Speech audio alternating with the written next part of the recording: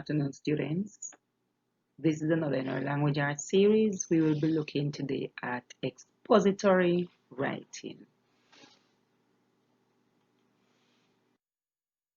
What is expository writing? Expository writing is explanatory writing, writing to explain. There are different functions of expository writing pieces. They are written to inform you, more like your textbooks, to instruct you, more like a manual, how this thing is set up, to explain, more like a recipe. A recipe explains, takes you through the steps of creating a nice meal or baking a nice cake. Also, you have instructional manuals when you purchase your toys, when your parents purchase toys, or if you purchase a bicycle, sometimes it comes in a box and there's an instructional manual as to how you put it together, how you assemble it. Then we have definition, explanatory pieces do define. So the dictionary defines unfamiliar words, define words, any word that you would need a definition for.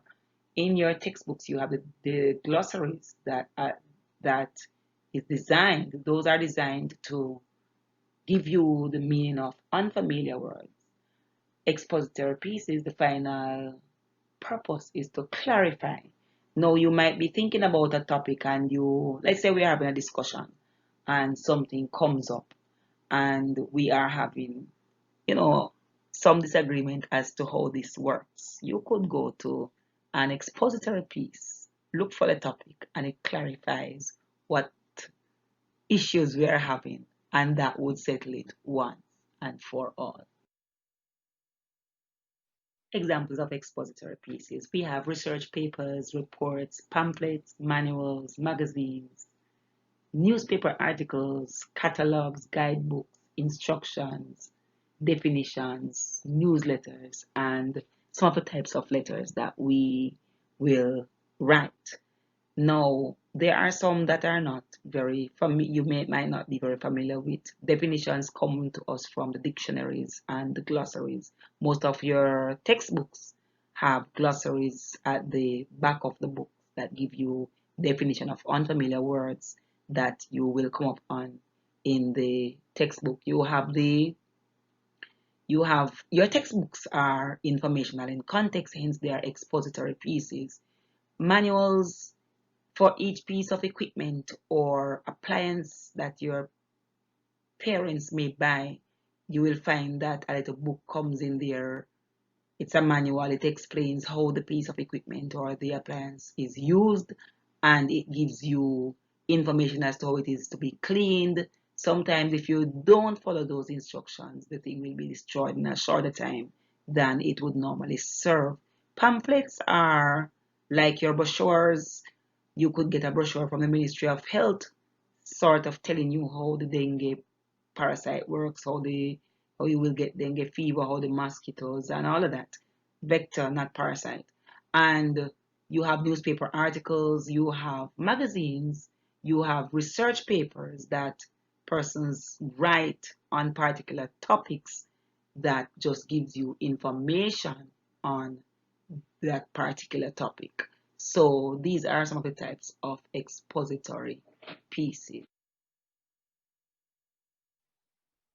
Characteristics of expository writing. This type of writing, one, focuses on a main topic. So there has to be a topic on the table for discussion. Individuals writing must have facts on the topic, must be able to expound, giving information, authentic information on the topic that is up for discussion. It employs logical supporting facts, gives details, explanation, and examples. So whatever you are talking about, you should have enough details based on your research. You should be able to explain those details as well as to give examples. It has strong organizational features. It means that the organization of the piece is supposed to be strong. Organization of pieces somewhat speak to paragraphing, your titles, your subheadings. Those are the things that come under organization of a piece of writing. It provides clarity. Now, because this explanatory in context, it would be giving information on things that persons would want to be able to speak about. So expository writing are stuff like your textbooks. We look some more at those. It employs unity and coherence. Unity, it has to do with oneness. You're speaking about the same thing. You're not all over the place. Coherence works in the same way. Lines upon lines, ideas upon ideas, and somebody can see based on what you're writing where you're going with the piece that you are writing on. Then it is arranged in a logical order. Order is important in writing. If your writing is not in order, it's not going to communicate the information that you are trying to communicate with your audience.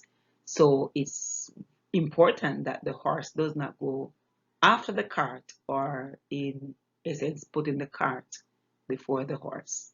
Finally, it employs smooth transitions. I'll be doing a presentation on transitions. So moving from one paragraph to another, the person should not suddenly jump and see, oh, this is a different piece of writing. I am not sure how coherent this is. So those are some of the things that expository writing should exhibit. What are the elements of expository pieces? Important elements are organization. Like I said before, the organization of a piece is important. You need a topic sentence or a thesis statement, and you need subtopics. What is it that I'm going to talk about now? You write your subtopic by itself, you underline it, and then you do your expounding. You need transitional terms, transitioning from one idea to the next. Then we need evidence and examples. And finally, there has to be a conclusion. The conclusion somewhat pulls together everything that was said in the piece before. Expository essay, the format.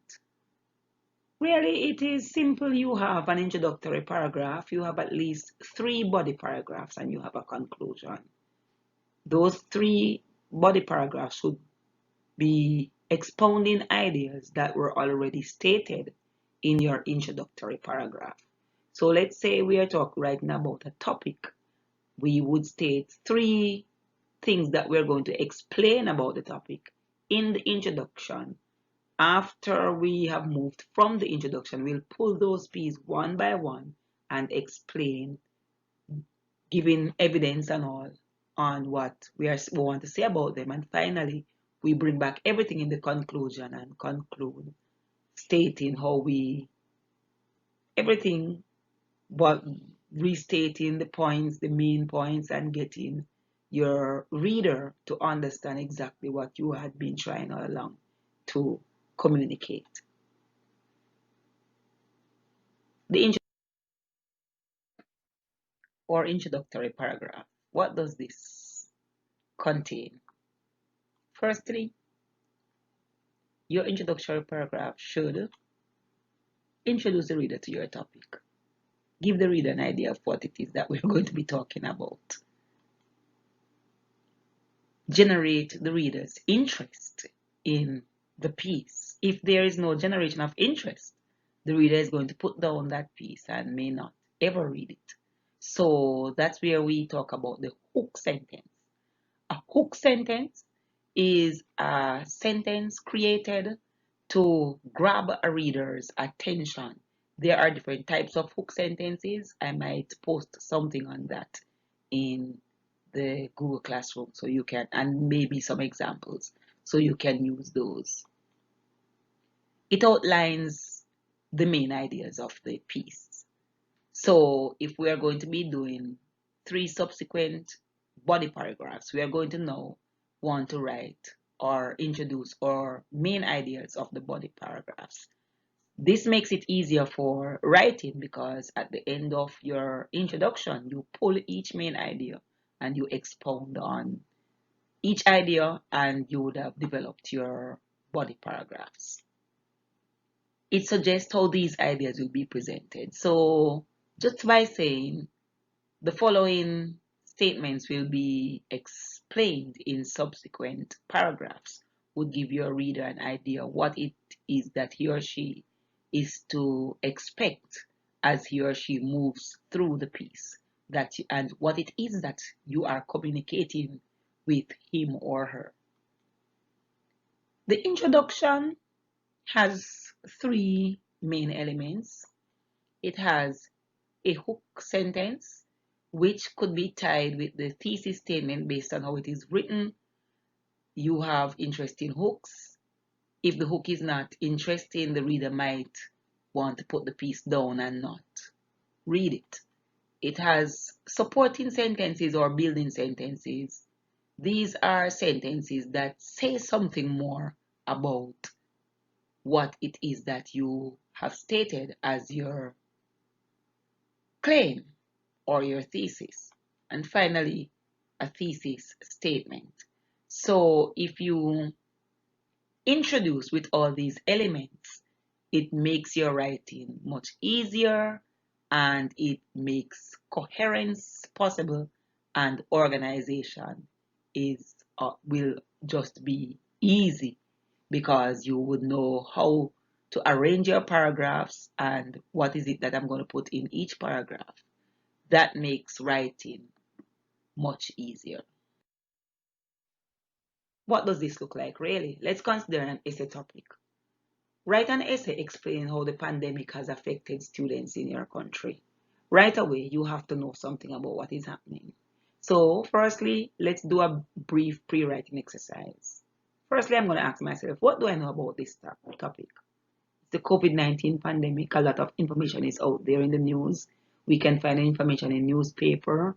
We can find information on the internet. We can listen to the television and the radio to get some more information. Can I find 3 good points to expound on? Yes, it is COVID-19 and you know how it has affected you. So you should be able to find the 3 main ways in which it has affected students and be able to explain those ways.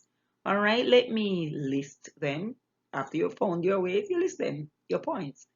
Which is the most potent or powerful? So if I'm going to talk about COVID-19 as it relates to how it affects students, I'm going to explain first that students who are at home are at a greater risk of being abused. I don't know what's happening at your house. I don't know who you stay with in the days. And most times you are at school, so your mommies and daddies somewhat do not have to think about where you are because you are in the care of teachers. Some of them, they have to work and they really don't have anybody to leave you with. So that creates a situation where there is uncertainty. And we know that that has, based on the evidence and based on the data collected from the security forces and from the Ministry of Health, though that has been a problem in our country where it is said that students are at greater risk of being abused in this COVID-19 time. So that would be my most potent or powerful point. So I would start out with that. Then I would talk about how not coming to school since March would has affected students. Children have lost to learning. One of the things that you learned, you don't really remember them. And finally, I would just throw in the fact that it's going to affect future because the exams are dependent on what you have learned. And if you have not been learning anything, it's not going to do well for you. So, but to do this, I need to introduce my thing with a hook. So I need a hook sentence, a statement that no one is able to deny that I have to listen to this piece, I have to read this piece. So let us look at an example of what a paragraph would look like. Okay, let's look at this paragraph expounding the topic that I introduced on the former slide. I have color-coded the sentences because I'll be explaining where each sentence fit on the slide. Next, it says over 10,000 persons have been infected and 280 of that number have died. Wow, I would want to see what caused this. Then I said, based on the evidence garnered from the Ministry of Health, source, and that's a credible source because it's from the Ministry of Health that we would get information on health and wellness. The COVID-19 pandemic has had numerous negative effects on students in our country. Right. So that's my thesis. That's what I'm saying based on how I have done my research and I've gotten and the information from the Ministry of Health. I'm going to give you some information now as to what will happen in other paragraphs. I said the following three statements will be explained in subsequent or paragraphs that are to come. Right? First three, research has proven that children are at greater risk of being abused when they are at home. Now, that sentence is going to form the basis or to form my topic sentence or my main idea for my first middle paragraph. That's the paragraph that will come directly after my introduction because I'm going to be using that sentence to drive, to talk about how students are affected. So I'm going to find about 3 or 4 pieces of evidence to support that topic sentence, and then I will wrap it up with a clincher sentence. My clincher sentence could very well be, indeed, students are at greater risk of being abused when they are at home. That could be the clincher sentence, and then I would be ready to move to my next paragraph. Secondly, most students have not accessed classes since March 12, 2020. That would be the main idea for my second middle paragraph. That would be my third paragraph overall. So now I would talk about the fact that some students don't have gadgets, some don't have access. Some might have gadgets, but they don't have internet access. And there are those who really just don't care. So they are okay with just going out on the street and running all over the place and having a good time. So that is going to affect their studies because they are not really doing anything. My final paragraph would be built on this sentence. Ultimately, students' future will be greatly affected. So now I'm going to talk about the exams. I'm going to talk about moving from one point to the next. I'm going to be talking about the transitions. Now, if you are going to be moving to high school and you did not do 2 years of primary school, that's a problem. You will not have enough ground foundation to build on when you get to high school. So those are my 3 points. They are stated in my introduction, but I will expound on them or I will explain them some more in individual paragraphs. So right away, I know exactly what I'm going to write about in paragraphs 2, 3, and 4. So organizing your writing in this way makes it easier because after your pre-writing that was done on the previous slide, you have an idea of everything that you will be putting in your individual 3 body paragraphs. I'm going to close this paragraph because each paragraph must have a closing sentence. That sentence is called a clincher sentence. It somewhat brings the ideas in the paragraph together and gives the reader a sense of completion of this paragraph, and I'm going to move to a new idea. It says, indeed, the negative effects of the pandemic are numerous. So my next move would be to move to my second paragraph, which would be explaining. It would pull that sentence now from this paragraph and start with, firstly, research has proven that children are at greater risk. And then I would put so here we end the introductory paragraph, and we are ready to move to our first body paragraph. Okay, so I say the hook. Over 10,000 persons have been infected, and 280 of those have died. That's my hook. My claim now, based on the evidence, I have looked at the evidence, and based on what the evidence have proven to me, students are at risk. Then I'm informing the reader as to what he or she will be seeing in the subsequent paragraphs. What is this whole thing going to give you information on? So I said the following three statements will be explained in subsequent paragraphs. First, main idea for paragraph 2. Second, reason, main idea for paragraph 3. Third reason, main idea for paragraph 4.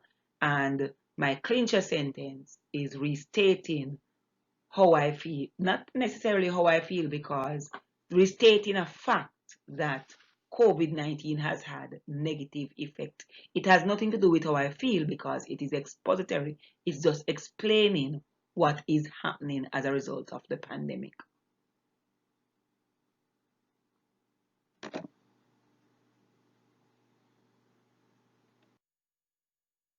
Okay, body paragraphs. The body paragraphs support your topic sentence. What do they do? They use direct quotations. So you're going to go to your readings, and you're going to pull information from your reading, and you're going to bring them into whatever you are writing, facts, and you're going to quote. You're going to use your speech marks, and you're going to use quotations from whatever you are reading. It uses specific details, and it has strong explanation. Like we said, expository is really explanatory. It is explaining, and there are so many different types of expository pieces, but they are always giving you some information. It's writing to inform. The basic elements of a body paragraph is really, firstly, the topic sentence, and we talk about the claim from the introductory paragraph. We have the textual evidence. Textual evidence are things that you pull from different sources, and you are now going to say, according to this piece of writing, according to this person, according to this audio piece that I've listened to, this is the information that I've garnered. Explanation of evidence for clarification.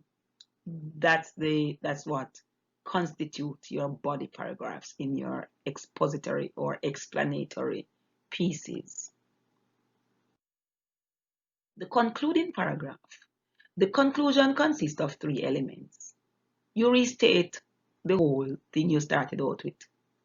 A restated thesis, then a summary of the main ideas from from all the paragraphs, and your final thought, which is going to create your final clincher sentence. You must pull back that idea from your first paragraph and said indeed, or finally, or consequently, and you state that, so that when your reader walks away, the reader knows that this fact is important to the person who had done the reading.